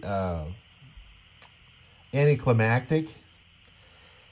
It all comes back to two-way communication. The things I can do with two-way communication based off of all of the other understandings that I have. Beautiful. I love what you just said. It's as simple as that. I don't need a meter. All I need is TRs and some time to talk to the person, and I can resolve almost any issue that they have that's going on, or at least get it going and get them on some sort of a plan, destimulate them and make them feel like there's hope and that there's future. And if I continue that two-way comm with them, I can handle it. I mean, the meter's great to have to find areas to run and all of that stuff, but I have been given the gift of gab originally, and Scientology made it far more than a gift. I love what you're saying. I've trained a few auditors. Well, now they do like life coaching, you know. Yeah, that's how we present ourselves at modern day, Yeah. to avoid the S word. And I was talking to Kenna James. He's a world champion poker player, and he now makes a living coaching. And he always said to me, he said before we went into this isolation, we had dinner at Olive Garden. He said, Eddie, you said it for many years. With all the people I work with all the process you told me about, nothing matches good two-way comm. Yeah. He says, holy shit, Eddie, there's a science to it. If I know how to get them smiling when they leave, I know how to open them up when they start. Eddie, because they used to ask me, what do you think is the most powerful? I said, well, I told you. I said, the real pros know it's all about what LRH knew. If you look at the original Dianetic sessions that he gave, it's fucking brilliant two-way comm. A lot of bullshit, a lot of, you know. Yeah. He had a flair. Your ability to talk is what makes you the great guy you are. Yeah, and you know, like you said, that's on the Pro TR's course, there's 4 or 5 different tapes that are pulled from the briefing course. One of them is fishing and fumbling, checking a dirty needle. And even at the time that I was trained in '88, they were already, well, this is how LRH did it, but we want you to do it this way. And I thought, well, those are 2 totally different classes of things. Why would I do what you tell me that I should do when I don't see any evidence of this from the old man? But I see this in a tape that's a little over 20 years old that you're having me listen to. And I get his ARC, I get that he's not evaluating, I get that he's not invalidating, auditor's code is in. And he gets to the bottom of this thing, just using the meter as sort of like a little bit of a metal detector to find that area. And, you know, his acknowledgments, his, you know, all right sort of thing. And you're like, oh, I get it. I get how this has to be done, sort of a thing. And that was the first major course I did in Scientology, and I was 19 years old when I did it. Wow. The comp course is so interesting. It's probably the course that has less significance and more mass and gets the best results. Yeah. Yeah, it's really just about doing this and just my cognition, and I realize Pro TRs came after you. We actually have a podcast. It's an audio interview with a fellow by the name of Mark Schreffler. And he became a real big power broker in Scientology in the 80s because he developed 2 different organizations that pulled in doctors and dentists and chiropractors by the thousands into the church and caused the second big boom in Scientology. Yeah. And Mark had the privilege to be at Flag in Clearwater on the Pro TR's pilot that LRH was doing there. And he had back and forth communication with LRH on the Pro TR's pilot. It's a great interview. It's our best podcast to date as far as the number of people that listen to it, because you really get a feel for what LRH was looking for and trying to get people to duplicate. Is that? Let me take this down. Is that on your site, on your website? Yeah, if you click on our website and you go to podcasts. Podcasts, okay. And you click on the area where you see the Apple computer symbol, that will take you to iTunes, and you want to listen to the first interview, number 1 interview with Mark Schreffler about working with LRH. Mark. How do you spell the last name? Schreffler, SHREFFLER.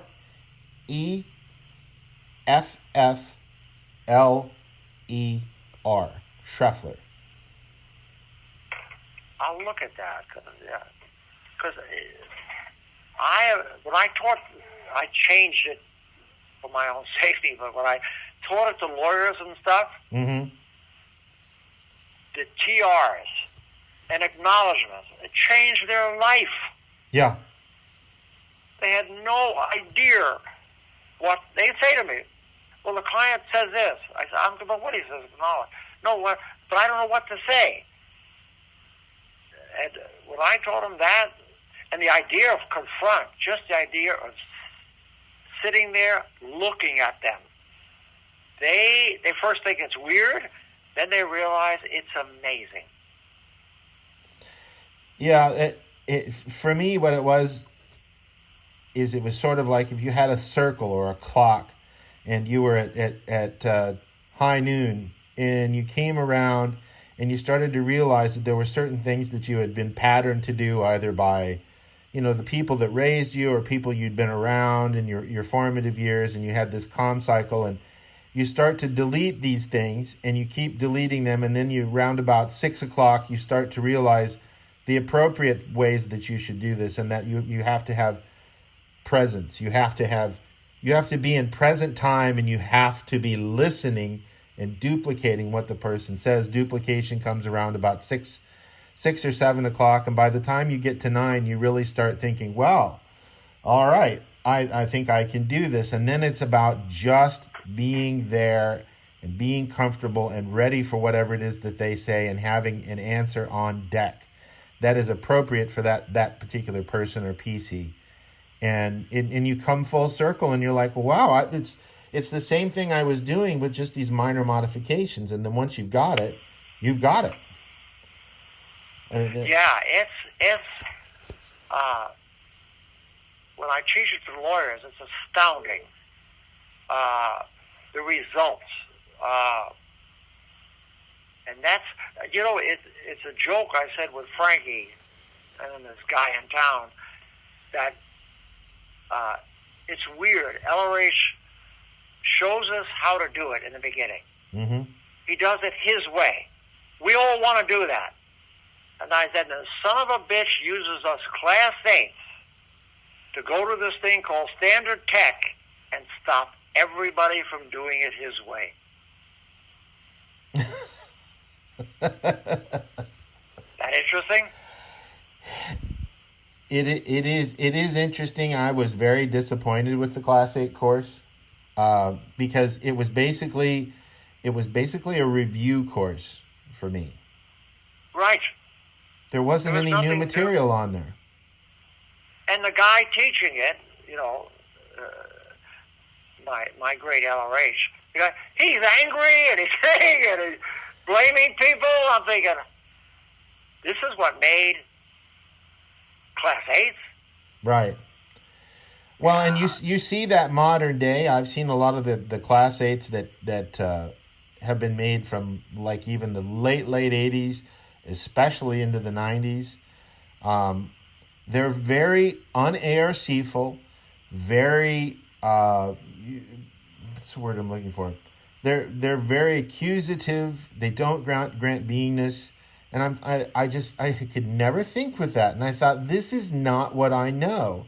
Why in the world do these people behave this way? Because it's very much my determinism, not yours, and very dogmatic. The dogmatic thing especially. And then when I did it, the Class 8 course, I listened to these lectures and I think, this is a guy under PT stress, a tremendous amount of PT stress. He's got bypass charge out the ass. Why isn't anybody handling him on this? And then I thought, oh, well, wait. Nobody could handle him on it because he wouldn't let them handle him on it. That's exactly right. I heard David Mayo tried to handle him in session. And it sounds like the question you asked me 20 minutes ago.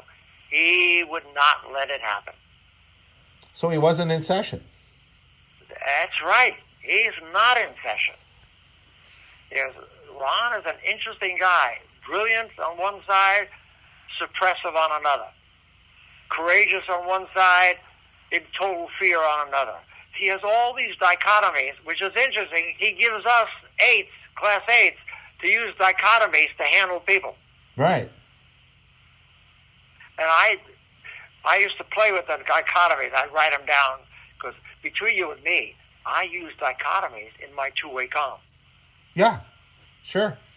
I mean, And I loved it. Yeah, it's almost isn't it obvious sort of thing that you would have to do that in order to get the proper result. You have to have a conceptual understanding of that in order to do anything for anybody.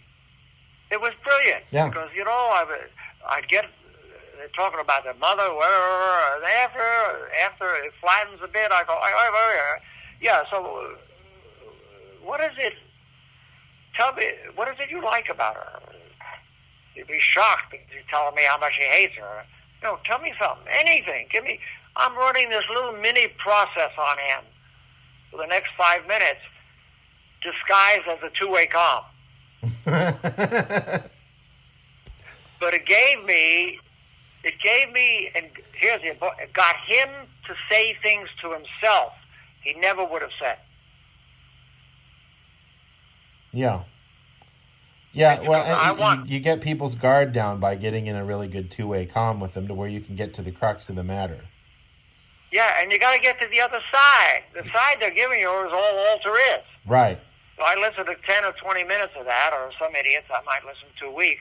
Then I go to the other side. Mm-hmm. And that's where the gold is. Yeah. Which LRH, when he started, talked about and knew it. Yeah. My joke between you and me is, I still love LRH the Hustler. It's when it became standard, we were all in trouble. Yeah. Well, that's when it became rote. Rote, that's the word. Good word. That's the rote. I came off the Class 8 course. What's her name? The Class 8 supervisor had a daughter. What's her name? She used to work with LRH. And I said, what's her name? I said, you want me to be a robot? Man. That's why I didn't like R3R when it first came out. Mm-hmm. It's just too... I used to say to Roy, let me change it. No, we can't. And then I'd listen to her tapes, and she didn't do the R3R. She used that format, but she worked like LRA. Well, tell me when you think you were there. Blah, blah, blah. Right. I mean, it doesn't have to be verbatim. I mean, there's several different ways to ask. Would you like to go to dinner tonight? It isn't just, would you like to go to dinner tonight? You got it. And you can get the same result. It's the concept that you're trying to get across. And I've seen that before. That maybe I don't know. I just felt a little working outside of the box that day. But I would ask the command a little slightly differently depending on the glasses that the person, meaning their tone level as an analog, what their tone level was and how they were going to take it based off of where they were at on the chart of human evaluation and ultimately their tone level. And it worked better than the original question did. Yeah, I agree. John, I want to start ending off here. Sure. I appreciate your time. Come in, I got to say. But I want to end with this. This is great talking to you. I've enjoyed it immensely. Me personally, it makes me feel there are some great Scientologists out there. Ron, you haven't failed. You haven't. You tried to fail. But there are guys like you that you are the best of what Scientology is trying to do. I appreciate that. And so I enjoy talking to you, buddy. You are what a great Scientologist who's intelligent and grand beingness is all about. Well, thank you. And I'm just so happy, not talking to all you guys for years, that, man, there are some great guys. Do you remember Clay Primrose? I do not. Yeah, he had a center up there in Southern California. He was like the way you are, very reasonable and smart. You're using Scientology to better people. You're not submissive to it. Right. All right, well done, John. It's been a pleasure talking to you. It makes me feel better about all the things I've done. Well, I appreciate the track on it and the data, and it helps put all of the pieces together, and honestly gives me a little bit more stability on the subject at large, and people like you are few and far between these days, so I appreciate you taking the time to talk to me, and I'll be in touch. I'll probably come out and visit you sometime over the summer. Fantastic. If you do, I would love to meet you.